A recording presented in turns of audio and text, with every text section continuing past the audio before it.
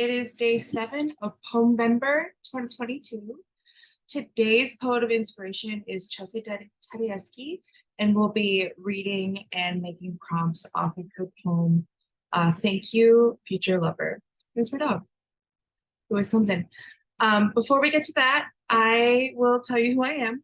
I am KP Kashbowski. I am a writer, a filmmaker, a theater maker, and the guide of The Labyrinth, which is a virtual resource library for writers who like to get back, who use the resources to get back into a practice or to deepen their already their practice of writing and unearthing what is inside of them as they write more and more. Okay, so Chelsea Tadeyeske's poem, Thank You, Future Lover, was published by Dear Poetry Journal online. And I'm going to share this so we can see it while I'm reading it. So here's the journal where it was published first. So Dear Poetry Journal, thank you. Here's the poem. Thank you, future lover. All the stars are dead. Does that come off mean or not nice?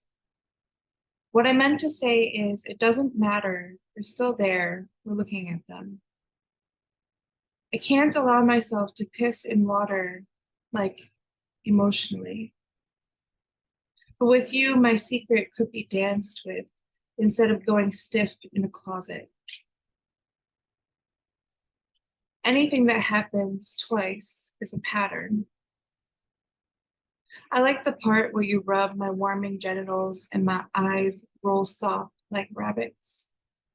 A lot of what is inconveniencing you at any given moment is really just a lack of preparedness. Do you ever stop yourself from fully grasping an idea because it'd be devastating? I have found that many people feel this, but for whatever reason, don't say it. If I could just change this one thing about love, it could be our favorite thing in the world. I can't look away from people actively processing impossible news. It's like stones marrying each other under extreme heat and pressure, incomprehensible. Okay, so prompt number 1 is a prompt for people who put notes in their notes app or take notes a lot in their journal. So this one's out in the world for you. So prompt number 1 is I'd like you to gather 3 to 5 notes you've taken down lately. These could be thoughts you had or things you observed. Put them all together and examine the connections between them. Imagine they are items you've gathered throughout your day and put in your pocket. And now that you're home, you can empty out your pockets and see how they relate together on the table. What do these items tell you about your day? And how do they interact or inform each other? Then, as a sort of bricolage, write the poem. Prompt number 2 is to write a list poem of things people keep from you. So think back to Chelsea's poem where there was questions and statements about things that aren't shared with each other.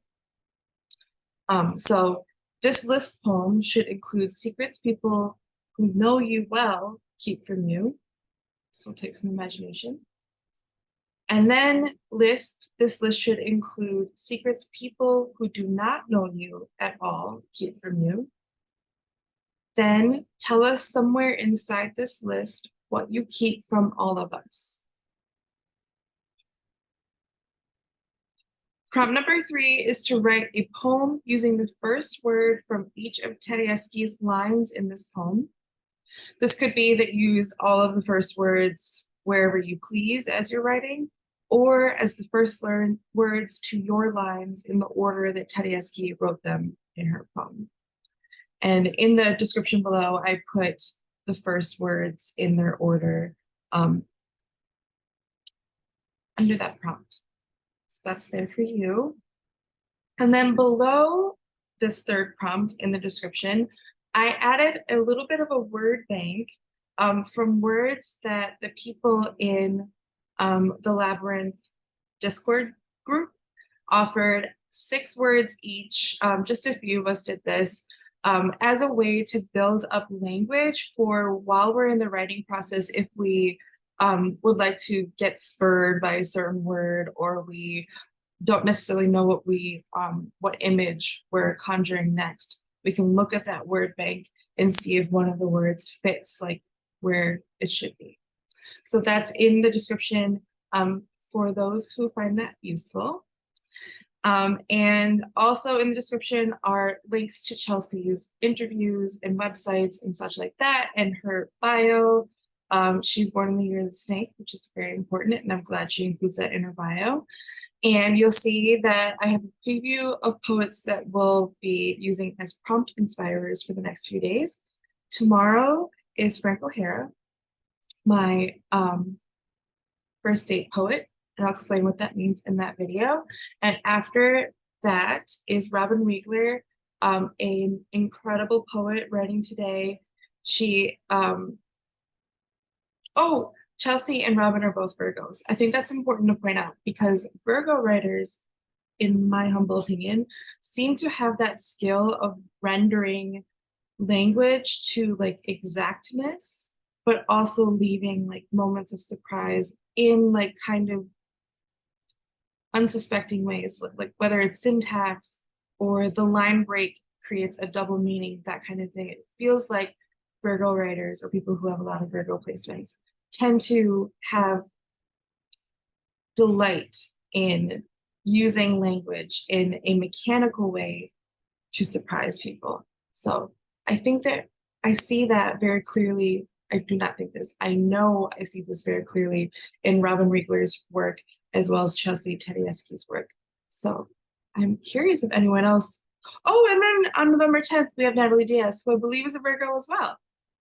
Interesting. Okay, I think I said everything. Happy eclipse season. I think it's happening late tonight, early tomorrow morning. So I hope you're doing okay. Go easy on yourself. You are perfect.